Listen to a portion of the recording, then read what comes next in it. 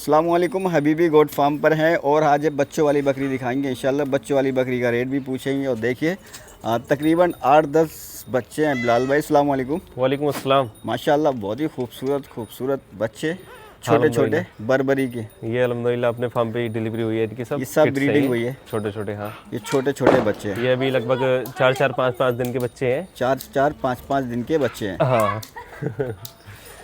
चलिए, ये 4-5 दिन के बच्चे हैं। हाँ, छोटे ये दोनों बच्चे इस बकरी के हैं, ये इस वाली बकरी के। हाँ ठीक है जी। और बाकी इनकी भी डिटेल मिल जाएगी। किसी को दूध वाली या बच्चों वाली बकरी चाहिए हाँ तो हबीबी गोट फार्म मुरादाबाद टींगरपुर जी, बराबर है। हाँ, और नंबर क्या रहेगा बिलाल भाई अपना? 97 563 10 97 563 10 313 10 313 जी। इधर देख लो। हाँ हाँ हाँ, इधर